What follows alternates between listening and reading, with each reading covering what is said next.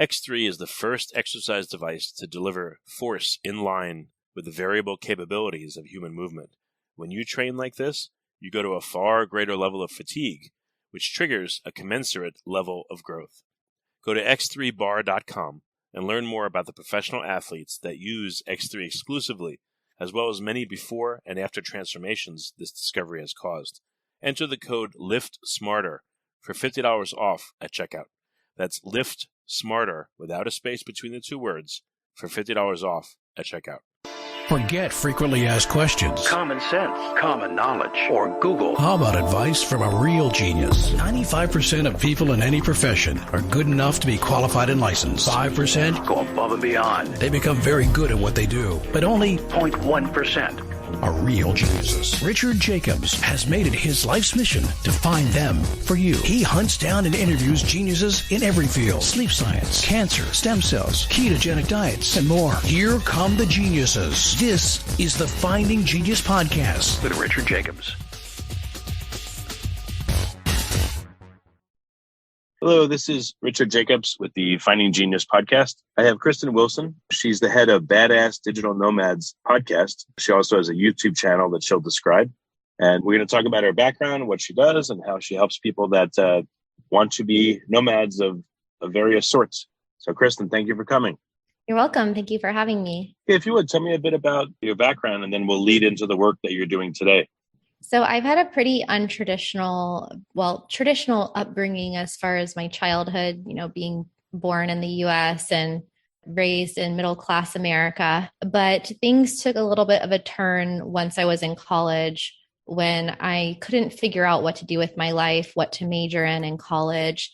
And so I knew that even though I didn't know what I wanted to do for work, I loved traveling. My grandparents worked for Pan Am Airlines, and I always just kind of grew up wanting to go to different countries. Maybe it was from visiting Epcot Center as a little kid. And so I took the opportunity to study abroad during university.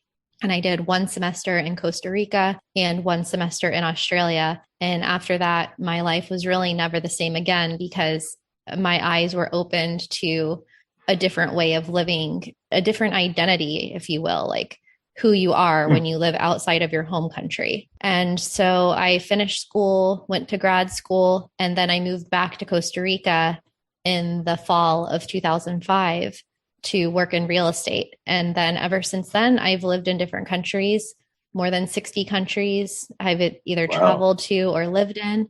And my primary career at the beginning was real estate.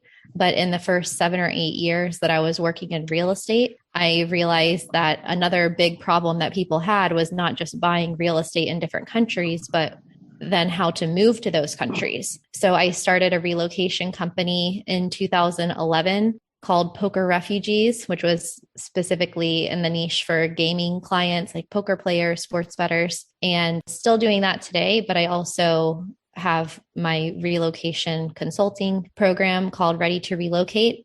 And I'm kind of doing a few different things of all centered around helping people live location independent or just independent free lifestyles, like whatever that means to them. So what they want to do for work, where they want to live, how often they want to travel in the world. And so I help people not just through coaching and consulting, but also as the host of Badass Digital Nomads Podcast, and through travel videos on YouTube, Traveling with Kristin.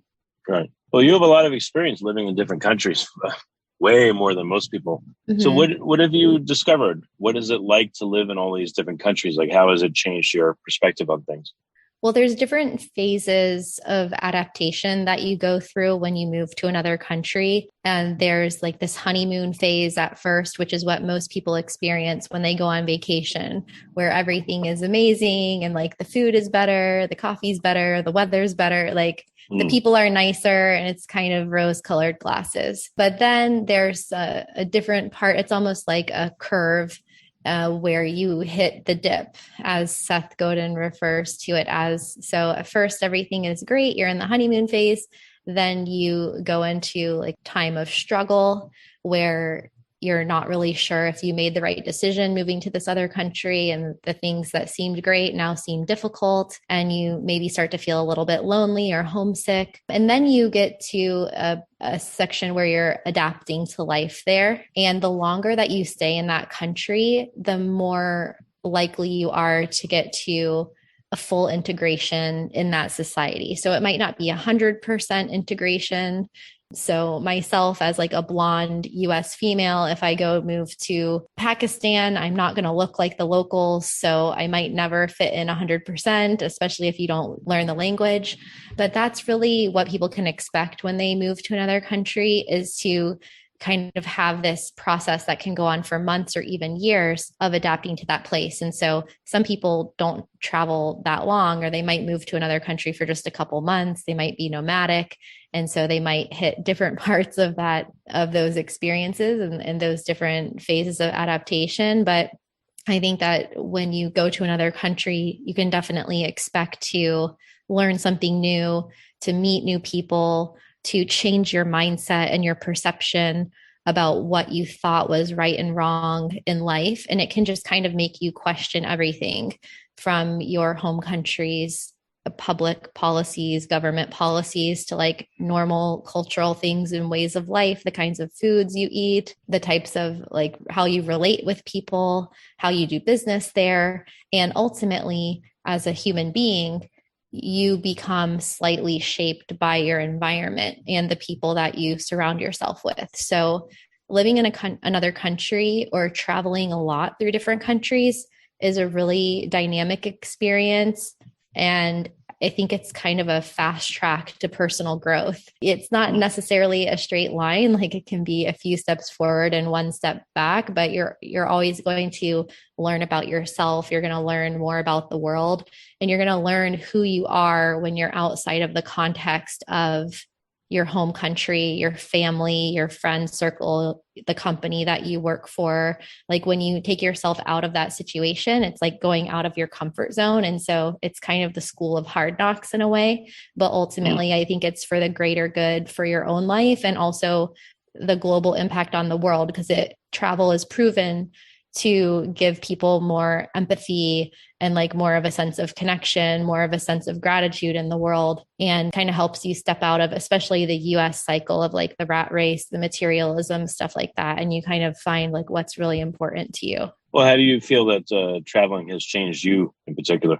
Oh, in so many ways. But I would say that the main way that travel has changed me is that it's made me more open-minded. The first time I moved to Costa Rica, it took me about 7 years to start unlearning a lot of what I had learned in the traditional school system in the US. The US is a very individualistic country, a very ethnocentric country, which is kind of focused inward, versus a collectivist country where the whole is greater than the individual. When you exercise with greater force, you trigger greater gains. Shown in 16 out of 16 studies, variable resistance grows muscle faster than weights alone. Go to x3bar.com and learn more about the professional athletes that use X3 exclusively, as well as many before and after transformations this discovery has caused. Enter the code LIFTSMARTER for $50 off at checkout. That's Lift Smarter without a space between the two words for $50 off at checkout. Thank you. So, in the US, it's very ambition driven, very independence oriented. And so going to other countries really helped me to see that there's other ways of living. And there's some general, golden rule of like treat everyone how you want to be treated and whatnot. But you also realize that there's different ways to do everything. And so I think it just made me a lot more open-minded and like less set in my ways. It also made me more appreciative of where I came from and the opportunities that I had to be born at this time and to be born in a country that wasn't in a civil war or anything like that, in a safe place, and to have a passport that allows me visa-free travel to go to so many places, because you really start to see how a large portion of the world lives on like a very small amount of income, and how they might be limited. Like one time when I was in Nicaragua, I met a guy who had never been farther than 1 square mile or 1 square kilometer radius away from his house because he didn't have a car. He didn't have any money. He didn't have any need to go anywhere. Like everything that he did was like based in his house. And so that was like, kind of unfathomable to me, like to never go more than a mile away from where I lived. And so those are kind of like the little pieces that you can, like insights that you can get into other people's lives, that it becomes like a mirror and a reflection for you. And ultimately, I think travel like freed me. Being able to travel allowed me to do what I wanted to do for work. Like, I don't think I would have become an entrepreneur or taken this path in life that I did if I hadn't traveled. One country led to 60 countries versus if I had taken a corporate job in a cubicle after business school, like many of my classmates, I probably would have just gotten onto the corporate ladder and tried to like work my way up like so many other people and maybe had like a vacation 1 or 2 weeks per year. And so instead, I had this whole other perception of like what life could be like. And for me, that was riding a 4-wheeler on a dirt road to my real estate office, or like going surfing in the morning if I wanted to, or taking a couple months sabbatical and going to Europe, or spending a month in Bali. Like it just, the world kind of opened up to me and like the possibilities, and also the people that I met during those travels, many of whom were retired and who are much older than me. I was able to benefit from their wisdom. Like when I lived in Nicaragua, it was next to a marina, and these retired people who had, worked their whole lives and saved millions of dollars and then bought sailboats to sail around the world, they would stop through at that marina and stay there for a few days, or they would have lunch there or happy hour or something. And to be able to talk to people like that, like you just kind of get access to a different community than you necessarily would in your hometown. Yeah, that makes sense. So how long have you been at this traveling? Well, the first time I went abroad, I was 17 on my senior class trip in high school. And that was to Italy and Mexico.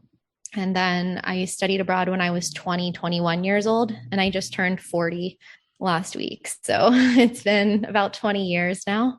And I did spend the past 2 years during the pandemic back in Florida, where my family is. And so I was working on a few projects here. I just wrote my first book. I've been learning some passion projects and hobbies, like learning music production and learning how to DJ, things that require equipment that's very difficult to do when you're traveling all of the time. So, yep, that's what I've been doing here during the pandemic, but just getting ready to go abroad again. Well, it seems like the U.S. passport was restricted tremendously. Have you observed that it's open up and you can travel a lot of places easily, or is it now much harder for you to travel? Yeah, it still seems quite easy having a U.S. passport, especially since the testing requirement was dropped. So recently I was in Montreal in Canada, and I was running around trying to get a COVID test to come back into the country.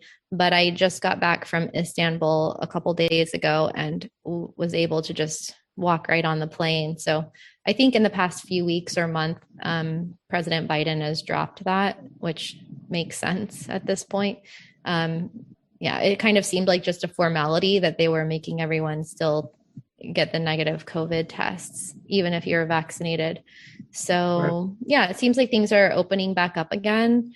And it seems like there's not a very high risk of lockdowns again in most countries, which is why I had stayed I'm in Miami right now, which was one of the most open places in the United States during the pandemic, and everyone moved here. So it's been pretty normal life here for all except for maybe the first 2 months of the lockdowns.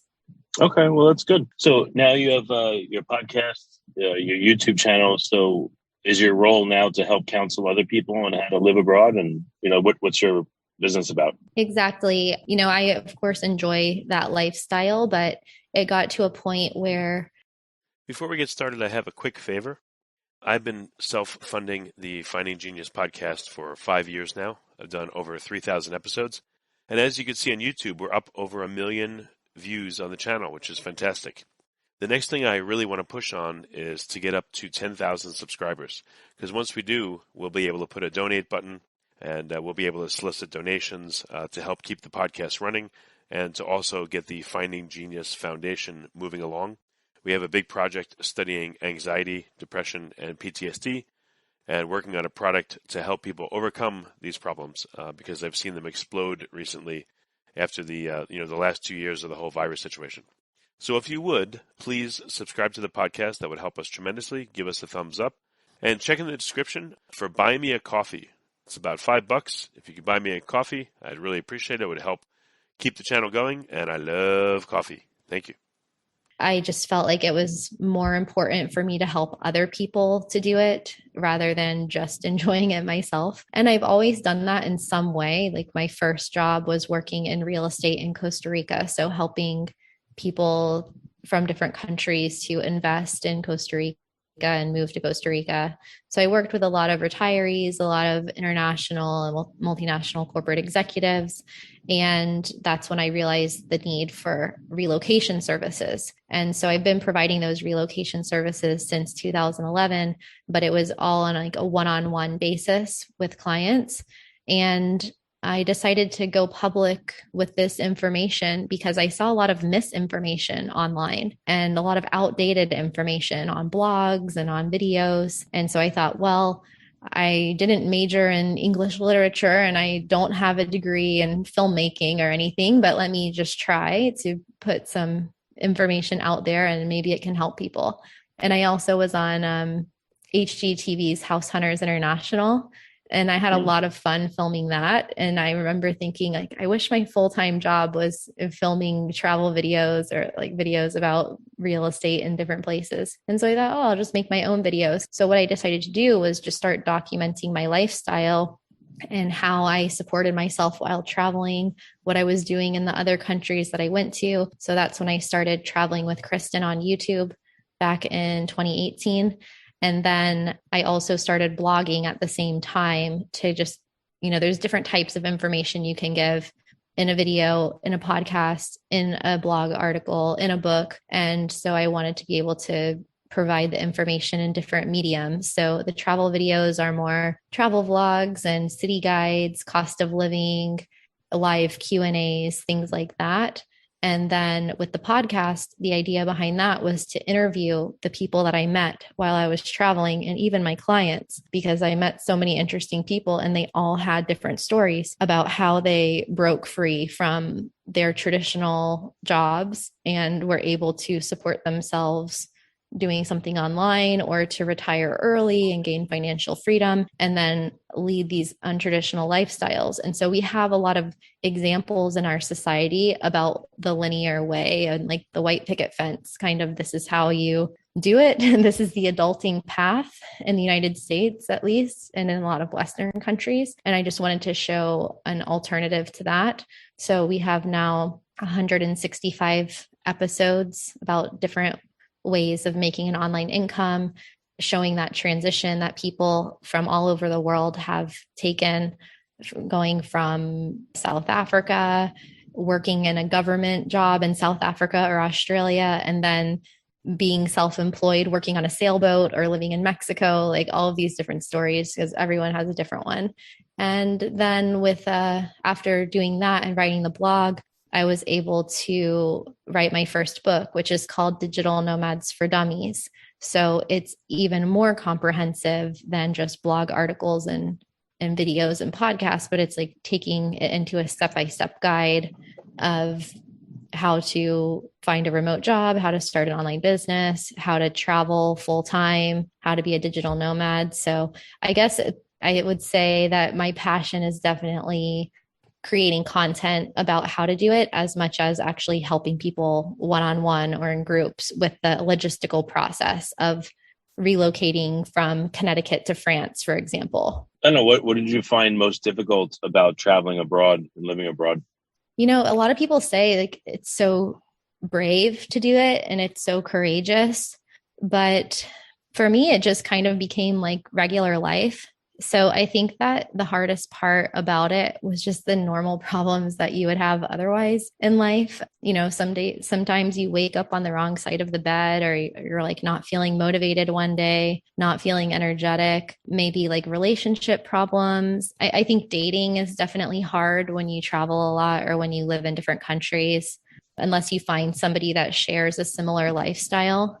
So being restricted of how long I could stay in a country would become a problem. So if I really, really loved a place and I couldn't stay more than 3 months or 6 months, then I would need to decide, like, do I want to invest thousands of dollars in staying here and getting residency, or go to the next place? And so you start to kind of be homeless in a way where, unless you get permanent residence in a country, you have to move at a certain point. And so that would be difficult.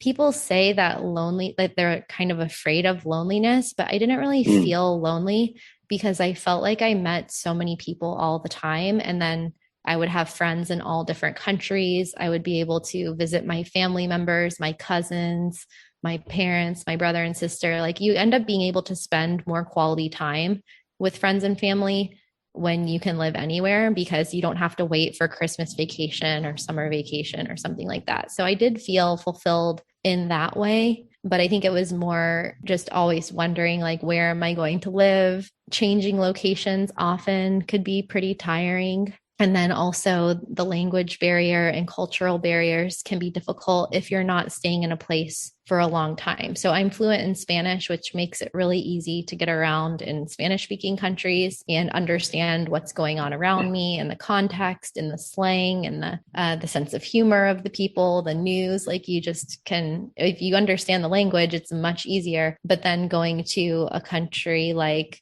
let's say, the Netherlands, where everyone speaks English even, but if you want to live there, you need to learn Dutch, because otherwise you're just always going to feel a little bit like an outsider. So I think that's a difficult part as well. Or even a place like Bulgaria, where I lived for 6 months, but I never spent the time to learn the language.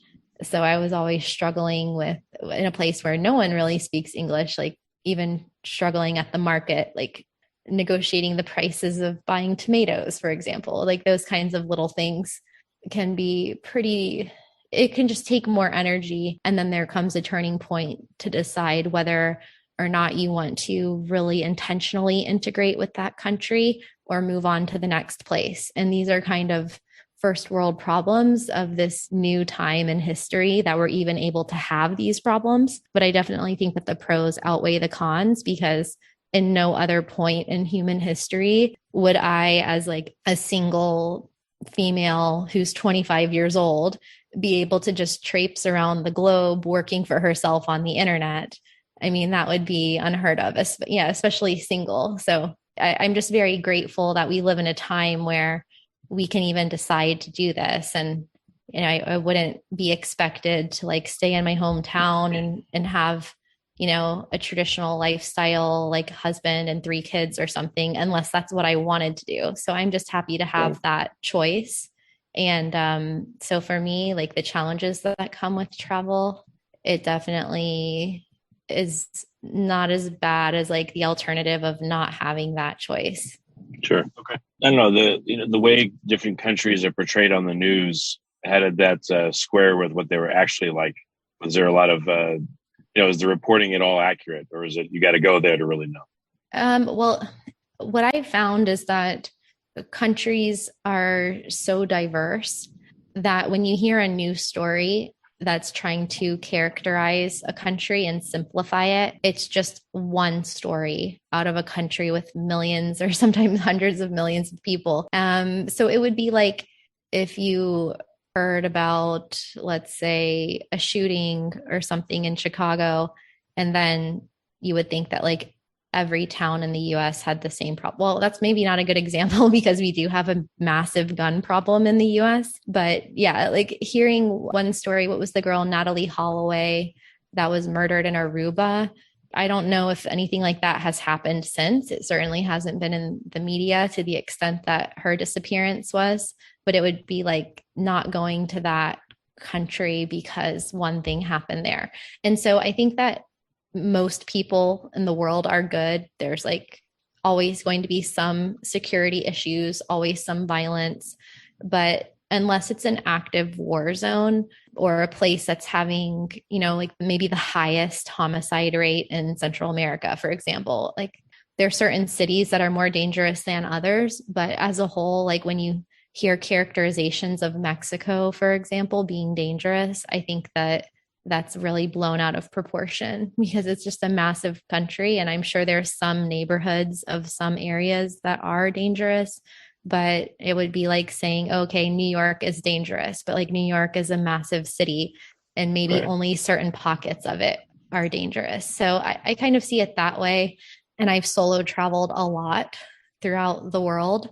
I haven't been to every single country, but there is a girl, I can't remember her name right now, but there's a few people who have traveled to every country in the world. And one of them is like a 27-year-old girl. So it's like, if she could do it, then maybe anyone can do it. Or maybe these countries aren't as dangerous as they seem. Like maybe I wouldn't want to be in Kabul, Afghanistan on like the day that the US military pulled out, because that looked really hectic, So maybe there's certain times and places you wouldn't want to be in a specific city or town. But I think on the whole, the world is a quite a safe place. And even, just now going to Turkey, like some of my friends were like, oh, are you scared to go to Turkey? I was like, why? Like, why should I be scared to go to Turkey?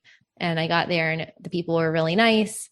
I felt like it was fine, so there's definitely perceptions that for better or worse are out there in the media, and you can't control everything that happens, but you also can't control what could happen to you in a Walmart parking lot in your hometown versus if you were driving through Guatemala. Like which one's riskier? I don't know.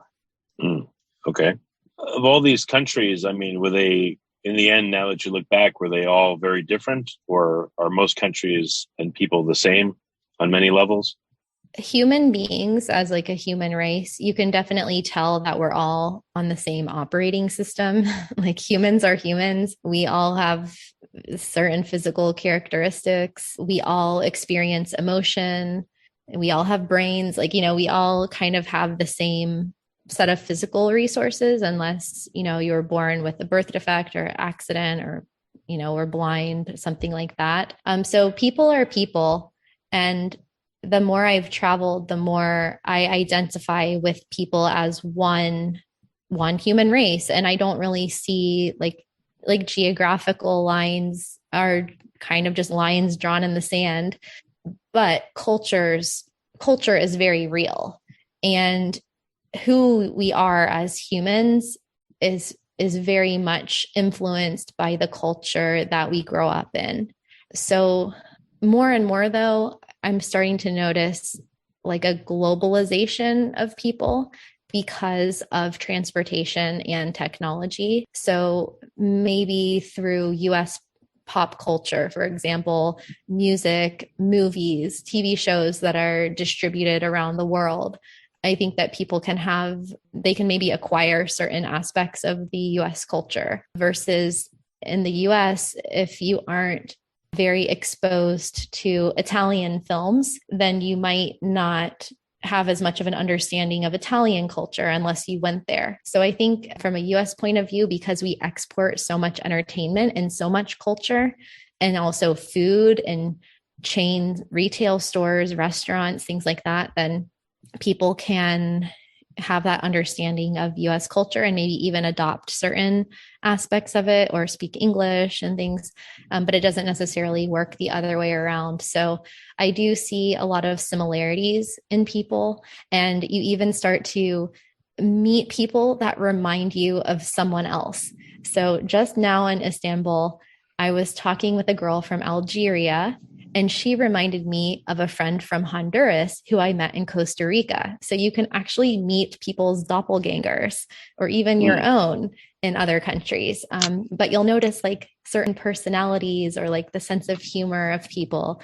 It's almost like the stereotypes that you would see in any society. Like you have like the doctors, the lawyers, the nerds, the jocks, the artists, like these kinds of personalities are all present in any culture, regardless of like what language they're speaking or where they live. And then, of course, you have like political differences, religious differences, food, interpersonal skills, business, like how business is done, how people communicate, what's unspoken communication, even things like physical proximity to people, physical touch, like being in crowds, like people infringing on your personal space, clothing that you are expected to wear or not wear. Like there's all these different societal norms that you can perceive in different countries. But yeah, at the end of the day, everybody relates together as human beings, and like everyone kind of wants the same things. Like everyone wants to be happy. Everyone wants to have enough money. Everyone wants to fall in love. Everyone wants to achieve their goals. And yeah, everyone likes to relax and like have that balance between work and play. So yeah, it's really cool to see. It makes the world feel smaller, but then also the more that you meet people and the more that you know about the world, the more that you learn that you have to learn, and the more depth you can perceive and complexity in other humans and their personalities. What's it like to interact with people back home that maybe have never traveled anywhere, never outside the US or maybe even out of their own state? Yeah, it's different. There's a concept of reverse culture shock.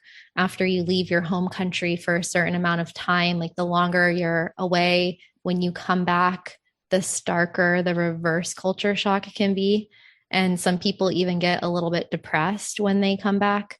There's like this, you can have like a post-vacation come down or depression, and it can also happen if you've been traveling or living abroad and then you come back. At this point, I feel like I've become so maybe laid back about it or laissez-faire in a way. I'm so used to being out of my comfort zone and in different cultures and not completely fitting in that now when I come back to the US, it just kind of feels the same way. I don't feel completely like how I was before I started living abroad, but there's always a little bit of a shock when you first get back to the US because of almost like the homogeneity of the culture. Like the US is a very diverse place, right? With like 300 million people from all different countries, but there's something about the news media, the chain stores and everything, the shopping malls, the strip malls, the highways, like everything kind of seems the same in certain ways. So I do notice that, and the fast food and stuff that you don't see as much in other countries. And then with people, I hope now that I have like more compassion and empathy and understanding with people that haven't traveled. Like, I don't think that I'm better than them because I traveled and they didn't. It's just that we might have different topics of conversation. So if I'm meeting somebody here in Miami that's born and raised in Miami, they're going to have maybe different interests or different things that are important to them that we're going to relate on a different level than if I meet somebody who is an illegal immigrant who came from Venezuela and they don't have residency status here and they're like stuck here. So they can't leave the US, but they know what it's like to be in a country that they had to leave and be a refugee. So we're going to relate in a different way as well. And then it's also different if you go to another country and there's a language barrier and you're trying to talk with the locals, you're going to have different things to talk about and like a different extent of communication that you can have. And then also if you are talking with someone from another country who's also living abroad, you'll be able to relate with them as kind of being, you know, an expat or an outsider or an immigrant of that country. So I think that it's just all, you know, different experiences. And I just try to adapt wherever I go and give myself time and patience, and also appreciate the people that I meet for who they are and what their life experience is. Well, very good. So what resources do you have for listeners where they can, you know, see some of your videos, and, you know, how do they find you on YouTube? And then if you can restate the title of your book and when it's coming out.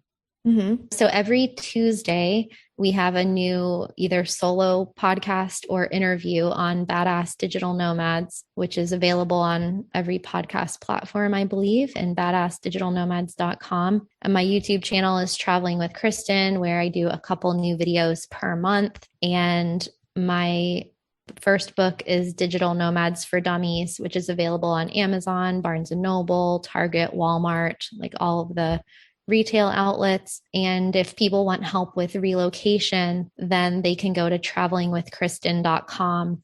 And I have a contact link there. They can click on relocation at the top and send an inquiry about moving to another country, or they can apply to join my relocation program called Ready to Relocate. So a lot of different options there: the podcast, the YouTube channel, the book, and working with me one-on-one. Very good. Well, Kristin, thanks so much for coming on the podcast. I appreciate it. You're welcome. I hope everyone enjoyed. Remember, before you go, X3 is the device that will give you the body you want, one that your partner and your kids will admire you like you're a superhero. Go to x3bar.com and learn more about the professional athletes that use X3 exclusively, as well as many before and after transformations this discovery has caused. Enter the code LIFTSMARTER for $50 off at checkout. That's Lift Smarter, without a space between the two words, for $50 off at checkout. Thank you. You've been listening to the Finding Genius podcast with Richard Jacobs. If you like what you hear, be sure to review and subscribe to the Finding Genius podcast on iTunes or wherever you listen to podcasts. And want to be smarter than everybody else? Become a premium member at findinggeniuspodcast.com. This podcast is for information only. No advice of any kind is being given. Any action you take or don't take as a result of listening is your sole responsibility. Consult professionals when advice is needed.